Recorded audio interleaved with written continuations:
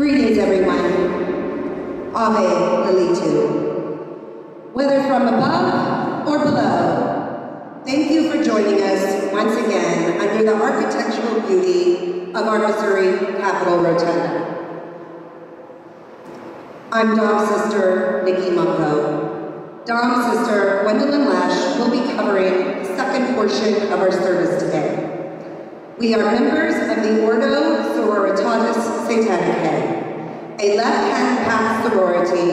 Our nonprofit is dedicated to the inspirational archetype of Lilith and to the advancement of knowledge and reason. We are pleased to provide this educational act of service today. It is our duty as Lilituans to witness, to measure, and to pronounce. This is our third Rotunda service, the final of a three-part series. In part one, the resurgent darkness, we explored religious values and their impact throughout American history. Religion being nearly inseparable from persecution, we focus on persecution of past and present. In part two, To Dissent is Divine, we explored the nature of dissent, as well as the impact of dissent on American history and its relation to patriotic duty, and how dissent is often a direct result of religious persecution. We also discussed the symbolism of our chosen archetype, Lilith.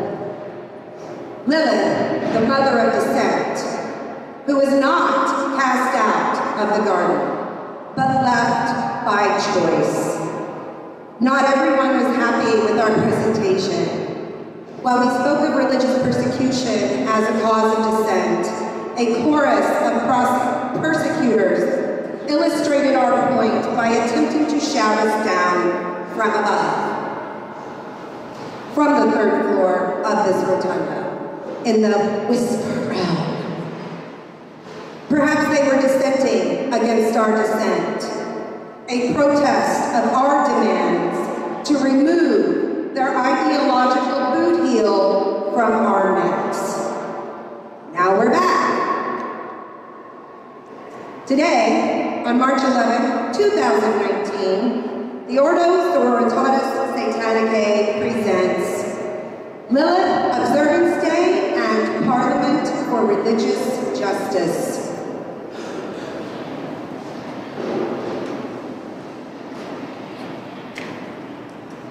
We are delighted to share the meaning of Lilith's Day within these venerable halls. In Lilith's name, may our words reverberate long after we have departed from this, our pale blue dot. As Lilituans, we make the best of this life, neither expecting nor demanding to be rewarded in another. We live the only life we know we have. If you cast your eyes to the third floor, you'll see an inscription adorning the railing beneath the dome. It reads, "In proportion as the structure of a government gives force to public opinion, it is essential that public opinion should be enlightened." That inscription comes from George Washington's farewell address, in which he urged Americans to avoid excessive political party spirit and geographical distinctions. George Washington was a product of the Age of Enlightenment, also known as the Age of Reason. But what does it all mean?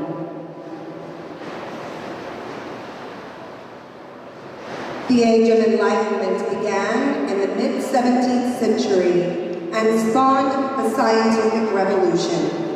It was a period of intellectual and philosophical growth, of thought, reason, evidence, and discovery. Centering on reason as the primary source of knowledge, it advanced such ideals as liberty, progress, toleration, fellowship, constitutional government, and the separation of church and state. These ideals were critical to the success of later 18th and 19th century political revolutions in challenging the power of traditional authority. The Enlightenment also gave birth to important 19th century movements. These movements included liberalism and neoclassicism. So, what does it mean? In proportion as the structure of a government gives force to public opinion, it is essential that public opinion should be enlightened. We interpret the above to mean our first president believed people who preferred myth and superstition over science and reason shouldn't be making laws or decisions that affect society.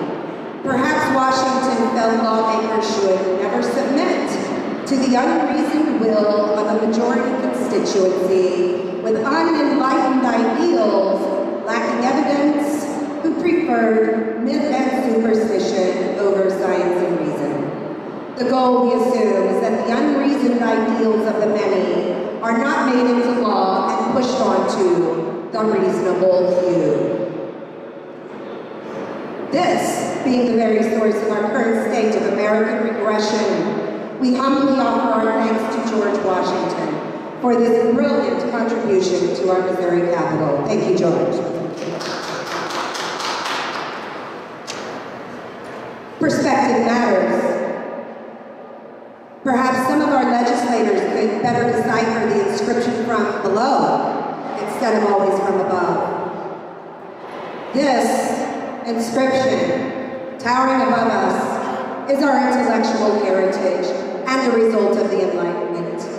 It is fitting then that we stand here before you today on Lilith's Day in the name of reason, echoing the words of our nation's forefather and first president, from below, while being looked down on from those above. Nevertheless, we persist. Lilith's courage and independent thought serve as an inspiration to Lilituans. On this special day, we pledge to engage in acts that strengthen our character and reaffirm our resolve in a yearly renewal and dedication of will. We invite you to honor Lilith today, if it be your will, and harm none. Ave Lilitu. We are here today not only to celebrate and honor Lilith,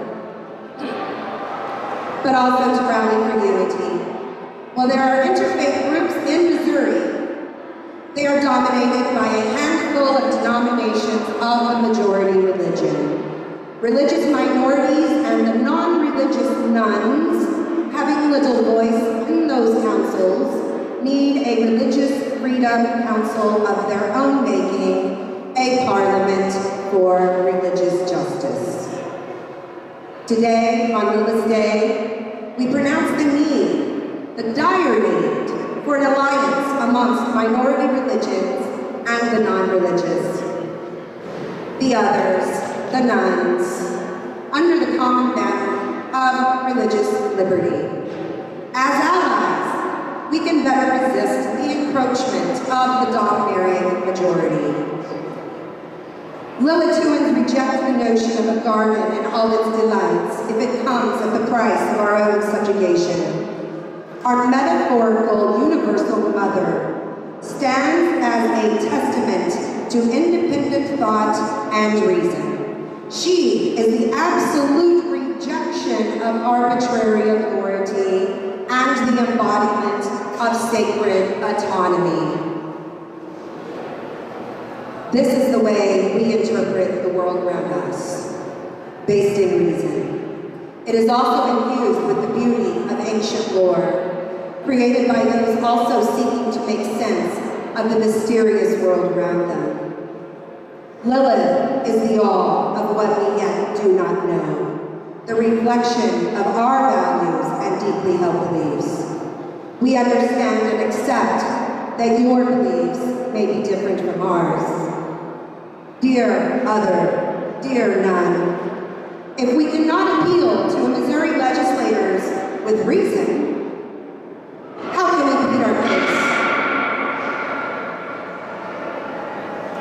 If they have no compassion to which we can appeal, what recourse have we, with no semblance of reason or empathy within the majority, guiding this house of law and limestone?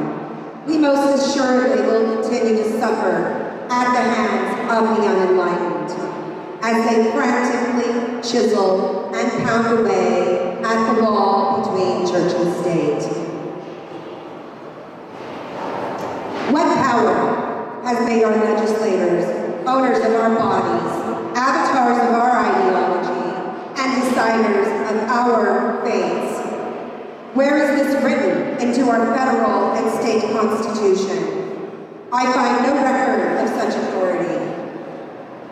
A deep look at our history, or even at the inscription up above, finds quite the opposite. Missouri House Republicans have no interest in the views or opinions of their non-Christian constituents. Their deeply held beliefs are, apparently, the only beliefs that matter. If their deeply held beliefs are what guides our laws, and our deeply held beliefs are denied a voice, we are denied equal representation in our own government. Yet, our taxes still come due in April. We submit as proof of this statement. One of the first things Missouri House did this 2019 session was to alter Rule 19. This move was to prevent our Ordo's chaplains from delivering an invocation opening the House floor session. The rule change was a move designed to silence our deeply held beliefs and deny us any representation in government. With the door on their political, religious echo chamber now sealed shut, we say to you, none and other, when we have no representation in that hallowed chamber, our religious freedoms are in jeopardy. If not the House floor, where then shall we address our elected officials regarding our deeply held beliefs inside our house? Perhaps you believe you could do so here, under the rotunda, in this permitted speaking space. Surely the floor should be yours, so long as your permit is in hand. You should have the right to speak and be heard by anyone who came to listen. Sadly, some House Republicans would also deny us this and attack our First Amendment rights in this sacred space from up above. Who claims such privilege in our house?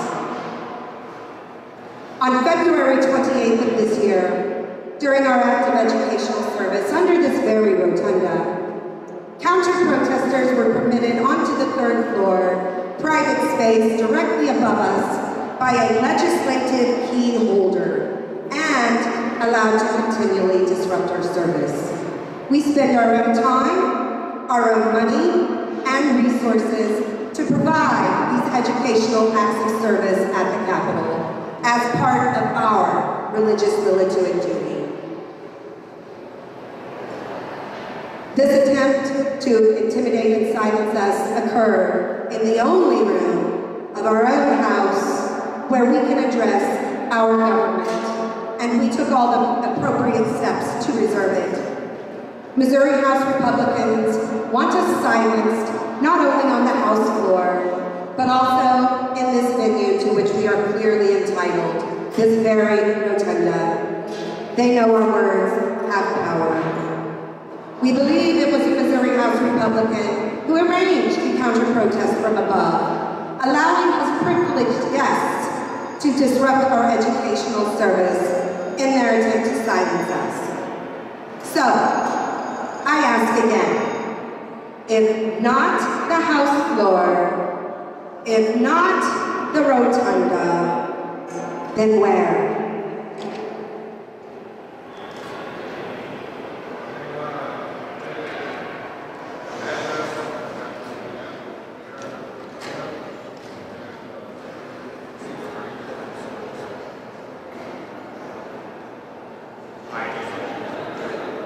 As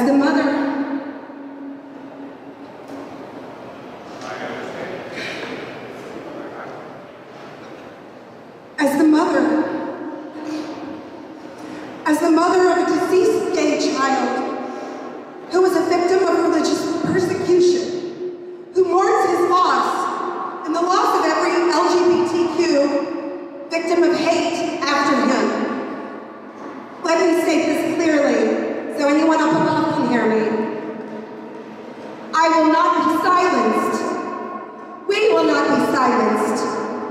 We will not stand silent as their superstitions kill our children, threaten our livelihoods, or stake a property claim on our bodies, minds, sexuality, gender, or anything else. We will not tolerate apologists who would defend those who would turn our daughters into incubators or harm our children with their hatred, destroying our families' lives in the process. They claim to appreciate life within the womb, but this appreciation withers once the child is born. No, I know just how precious and fleeting life is. Let them speak not to me of their respect for life, while their hatred is killing our children. Nor while they refuse and shun their own LGBTQ children. Our streets are full of LGBTQ homeless youth, proving their parents' lack of respect and humanity, even for their own children's lives. So no, you do not get to speak to me of life and your respect for it. It is time for a parliament of religious justice. Our experience here, right here, just 11 days ago, should be all the evidence you need to realize we must band together for the sake of our own religious freedom. If you adhere to a minority religion or to no religion, your religious freedom is currently on the legislative chopping block in Missouri. Seek one another out. Come out of hiding. We know and understand your fears. We know what's at risk. This house, it's our house. As much as it disturbs those who would silence us, this is our house as much as it is theirs. We are all entitled to equal representation here, but we are the victims of their intolerable oppression. Take a stand with us as we take a stand with you. Reach out to us through the contact form on our website and indicate your interest in establishing a secular parliament for religious justice in Missouri. Thank you. So, where do we stand now? What type of authority has Missouri legislature granted themselves?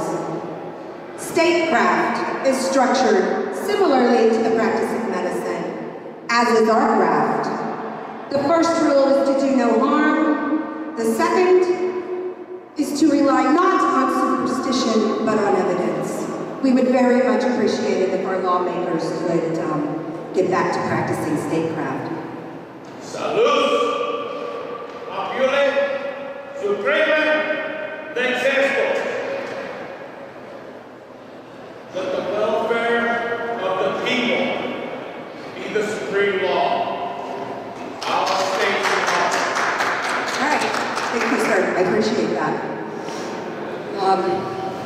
current state of fundamentalist fervor in the U.S. is not a romantic rewrite of the Satanic Panic from the 80s, nor is it a rebirth of the Christian faith.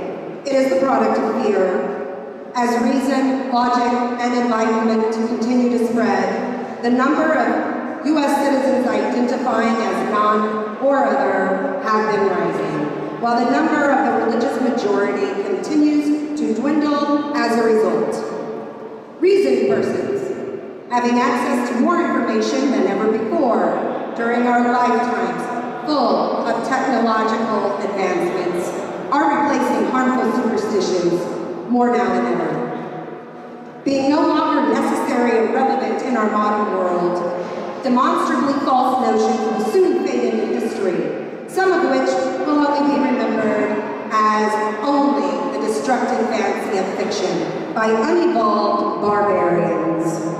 However, it is not the religious right that is under attack, as the majority contends. The number of faithful dwindle because of their own continual attacks on the freedoms of others.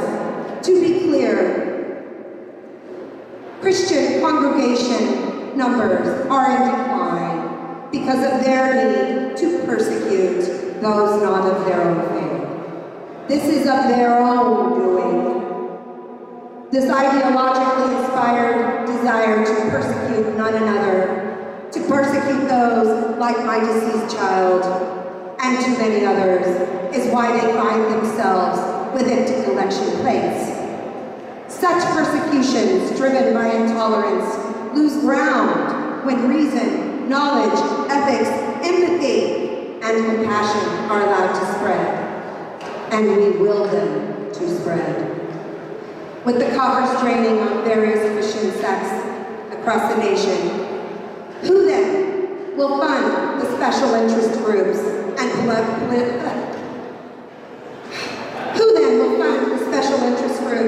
and politicians' campaign efforts?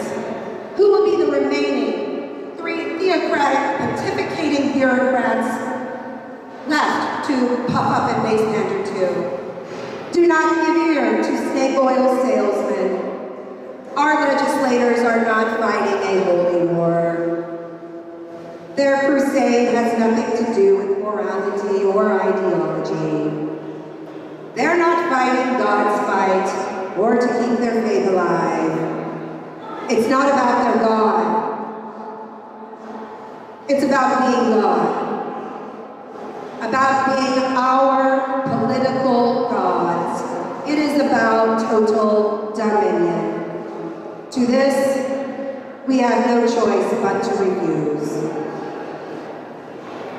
Remember those words inscribed deep into the stone above. They are permanent.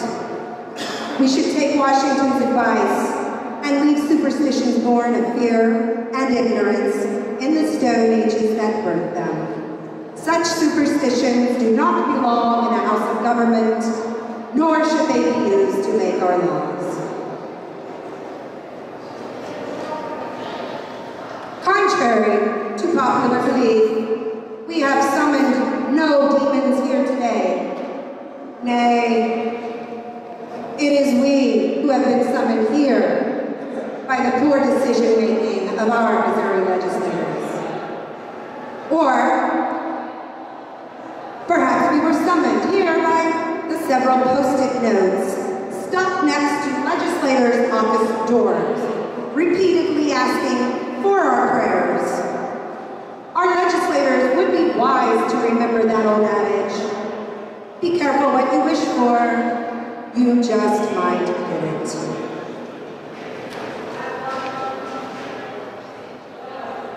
I will end here with a reading from revered iconoclast and honorary Lilituan. May he reign as queen forever, Freddie Mercury.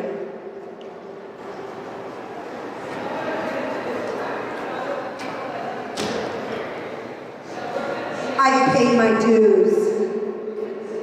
Time after time, I've done my sentence, but committed no crime. And bad mistakes, I've made a few. I've had my share of sand kicked in my face, but I've come through. We are champions, my friends, and we'll keep on fighting till the end. No time for losers, because we are the champions of the world. I've taken my vows and my curtain calls. You brought me fame, fortune, and everything that goes with it. I thank you all. But it's been no bed of roses, no pleasure cruise. I consider it a challenge before the whole human race, and I ain't gonna lose. We are the champions, my friends, and we'll keep on fighting till the end. That was from We Are the Champions by God. Thank you. This concludes the first portion of our program. I'm Dom Sister Nikki Mungo of the OSS. I now turn the podium over to Dom Sister Gwendolyn Lash, who will provide the second half of our program, Ave Lilitu.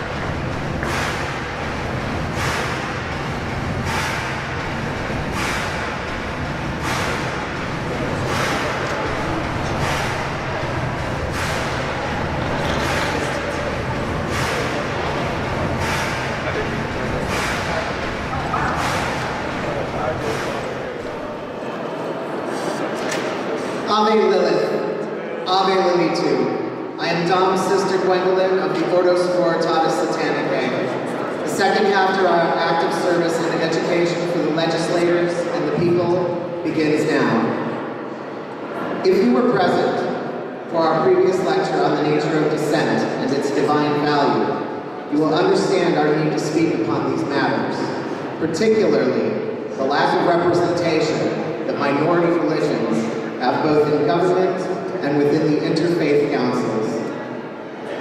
The Ordo is a minority religion. Today, March 11th, 2019, we celebrate the date of our founding. We celebrate our mother Lilith. With this in mind, we would like to share with you some of the ideas and values which are contained within our organization.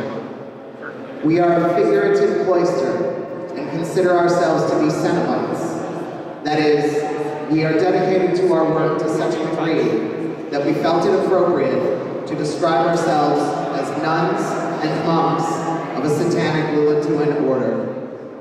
Lilith is the grand archetype to whom we dedicate ourselves as a symbol of feminism, distilled as the first woman and made equal to Adam. It is from her that we derive the word Lilitu. It is a word that means the children of, and at the same time indicates her alone. It is both singular and plural. Ave Lilitu. Our conclave exalts the literary archetype of Lilith, her strength of individuality, her footing with any man, her defiance and sacrifice of a subservient life in the garden. All of these are a part of her treasured myth. She is represented in many forms, from the taloned, debasing image of the Hebrew faith to the hero goddess Athena and her familiar symbol of the owl. We see her in the Hindu goddesses of destruction and vengeance, the purifying and terrifying images of Kali and Durga. She is called Hel in the ancient Norse faith, and presides over that frozen underworld known as Helheim. Great Ishtar is her mother form, and the underworld cannot withstand her in that guise. Her associations and avatars are vast, for she was the first of womankind. As the first, all other conceptualizations of female divinity and strength must stem from her. Even what little divinity is portrayed in Mother Mary and in Eve belong to us as well. For us, Lilith represents the ideals of the sacred feminine. Strength with pliancy, defiance with strategy, individuality with compassion. Let none say we ever bore the hate and exercised cruelty. The legend, which paints Lilith as a stealer of children, is abhorrent to us. Perhaps she only opened their eyes to the world. Although we eschew superstition, our organization does contain what might be referred to as sacred geometry.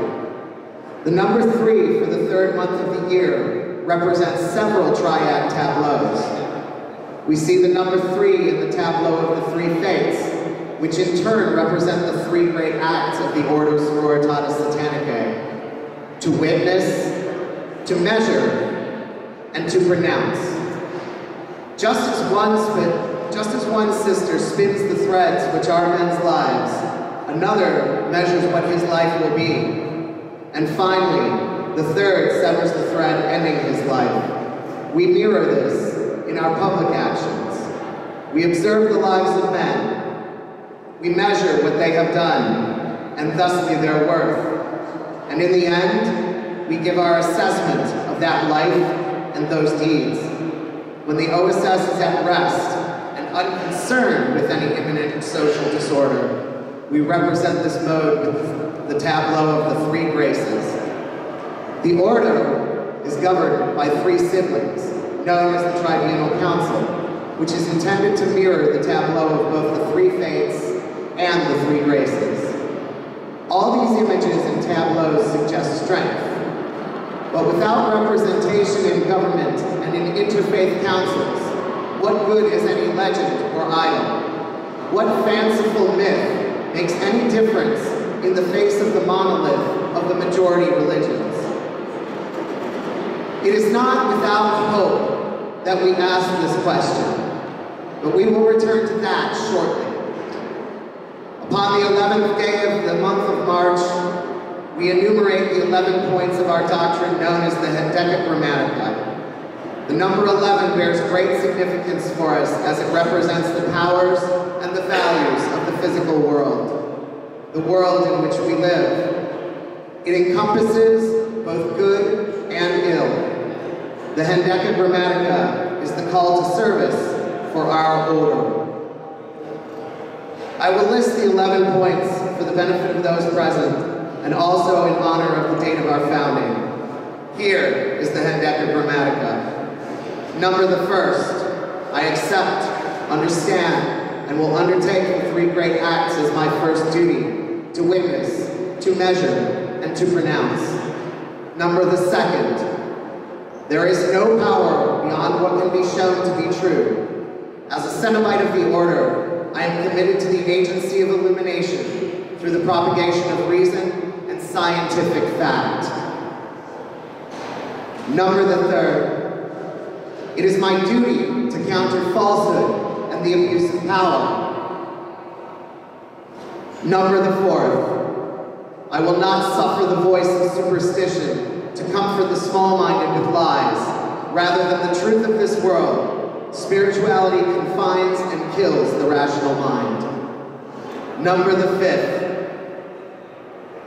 my contemplations and devotions are for the uplifting and progress of all, and shall be based upon sound reasoning and proven logic.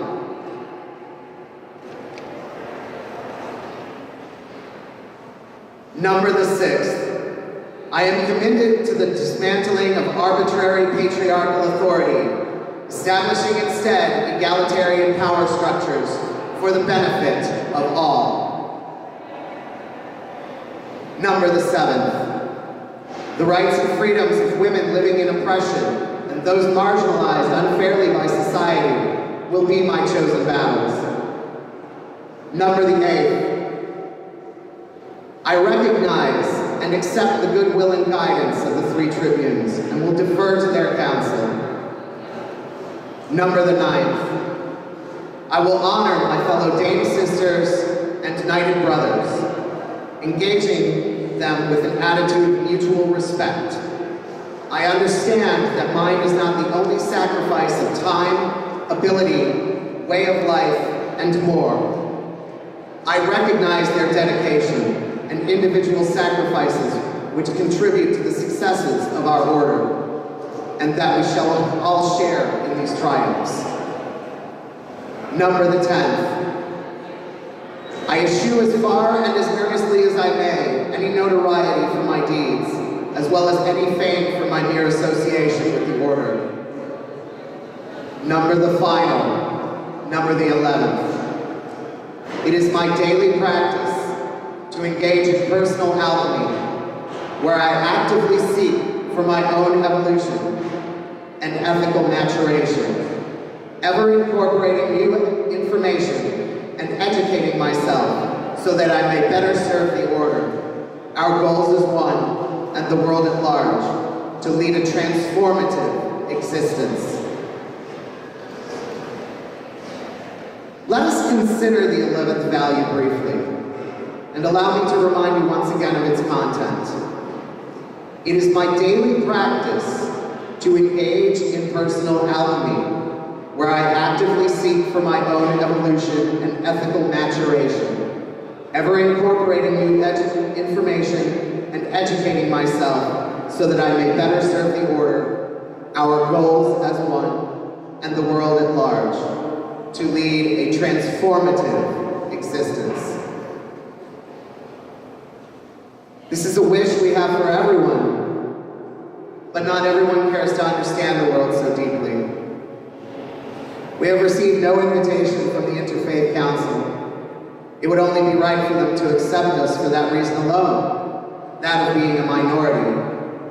But we find the Council is ruled by a majority religion in many parts of Missouri rather than being guided by the most marginalized of society, those who might instruct us on true acceptance.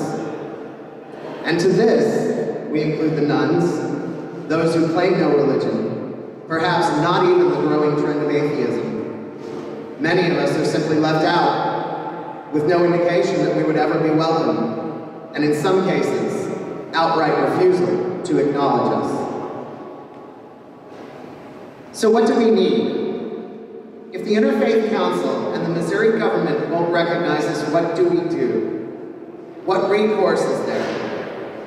What method might we resort to in order to be heard? We have seen the others out there, small and accursed beneath the rule of the majority. We have seen them hammered down by numbers. We know them, those of the left-hand path. From the Buddhists to the vampires, we know them, and we judge not. They are our brothers and sisters. Imagine a conclave of those left out, finally at home among others who share their minority status. Imagine the nuns having spiritual and intellectual brethren to lean upon, despite their differences. This would be a new Interfaith Council, crafted especially for those on the fringes, who have been marginalized by majority rule and were squeezed out of the dialogue by overbearing zealots who insist on having their voice heard above all others. Imagine atheists and minority religions sharing and conversing, discussing their place in the world and their dreams for what would come from such a conclave. It is a dream, that's true. But what we make up for comes in the form of determination. There are those who would suggest that we wish to lead this group and inform its biases, but we seek no position of leadership. We only put forth the idea so that it might be taken up by others. What we desire is a place, just as those whom we entreat might do. What we need is an amplification of our voice, just as they require the same. It is essential for us to combine our voices so that the majority comes to understand that the world and life are not monochromatic. See us in that light, and what we might become among our friends, allies, and brethren. One might say we've wasted our time giving these lectures, but if one person hears the tiniest snippet and resolves to change their own character, then we've succeeded. If one prayer warrior is at lull for the moment instead of constantly making noise over us, and our words finally make sense to those who previously rejected good sense, then we have succeeded. Our purpose is fulfilled. Lilith be praised, we will have finally reached the seat of better judgment in someone. Anyone. Until then, we await the day. Our arms are open to those others of the marginalized, but will theirs be open to us? It is at this moment that I will conclude on that topic. We have voiced our complaints, we have suggested the solution, but in the face of the current majority, there is little hope to be heard. It is the marginalized with whom we wish to share our goals and ideals. We like to imagine that Lilith would approve of this design and our desire to bring those left out on the fringes together in a new interfaith council and lobbying group. On this day, the anniversary of the OSS's founding, we engage in celebration and recognition of our great archetype Lilith, her many guises, her roles as mother and avenger, her manifold representation among the many other tableaus the OSS is inspired by. All of these are her aspects too. She is represented in the storm and may be seen as the night itself personified. We will honor her once again with an invocation that seeks to inspire nobility in ourselves and in our legislature. Lilith, Mother, strength, compassion, love. We ask those assembled reflect upon these virtues in benevolent and noble service. We summon the embodiment of her divine inspiration. Guide our legislators in protecting the elderly, the disabled, and in honoring our veterans. To provide shelter and nourishment for those who have not. Guide them in thought and in reason. With a deep respect for the equality and well-being of all, love is the whole of the law. As these legislators move forward in their work on behalf of all their constituents, may they take every day in that solemn service as a renewed opportunity to shape and refine their existence. Let the love and learning our mother represents be the daily bread of any who would serve the people. From the universal mother we came, and back to her we go. May knowledge, reason, and fairness be the path to life, liberty, and happiness. Ave Lilitu, Ave Lilitu. The lecture and invocation have ended. The Ordo Sororitatis Satanicae bids you peace and hopes you will walk the noble path, that of the left hand. Remember to care for each other. We are all that we have. Ave Lilith, Ave Lilitu.